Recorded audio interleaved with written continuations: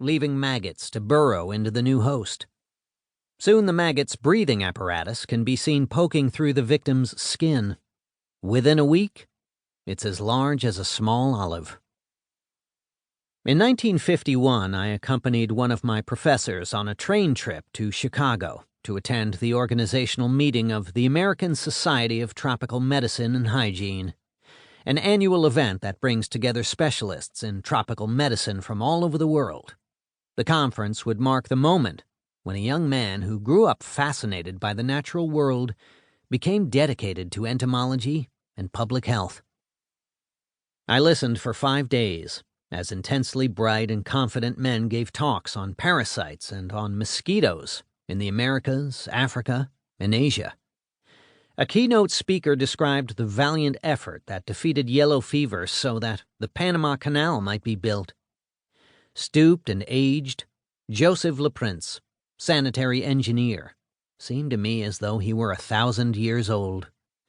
But though his voice creaked, his tale was spellbinding, filled with heroism in the face of great danger.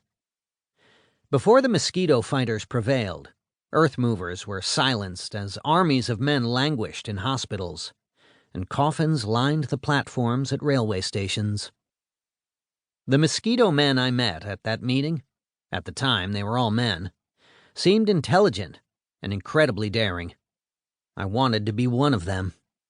Advanced study at the Johns Hopkins School of Hygiene and Public Health and a tour of duty in the United States Navy led to a professorship at Harvard. In my time, I have felt both the thrill of discovery and felt the pangs of failure. But after 50 years, the work continues to bring endless challenges and surprises.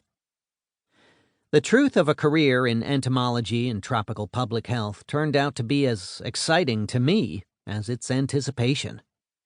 Though I could never approach the heights scaled by such pioneers as Patrick Manson, Ronald Ross, and Walter Reed, I shared in their adventure during a time when everything in science seemed possible. It may be difficult to love the mosquito, but anyone who comes to know her well develops a deep appreciation. A few species, like the iridescent blue-lined Urinatania sapphirina, are truly beautiful. All manifest exquisite adaptation to their environment. As a larva, the mosquito feeds and navigates in water. As an adult, she walks on water as well as land. She flies through the night air with the aid of the stars.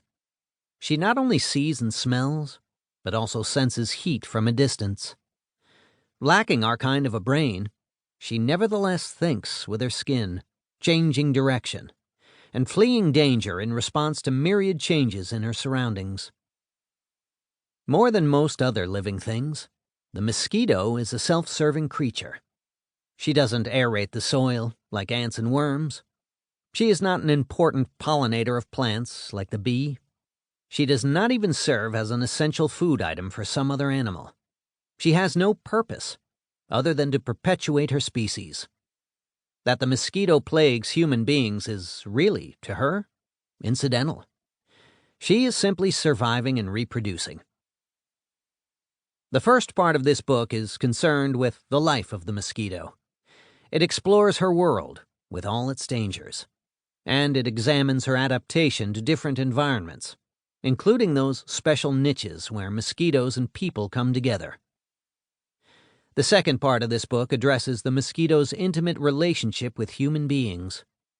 It is remarkable that centuries ago, a few bright minds actually guessed that there was a connection between mosquitoes and diseases, such as malaria and yellow fever. But this concept was so fantastic to the mainstream of science at the time that it was dismissed. As recently as 1870, the idea that a mosquito might kill was considered preposterous. The breakthrough discoveries of the mosquito's deadly qualities were shocking to the general public. They led immediately to an era of ferocious scientific competition. What was learned changed our understanding of disease and altered the course of history. In its final section, this book turns to the modern era, which has understood the dangers posed by mosquitoes and tried to confront them. Much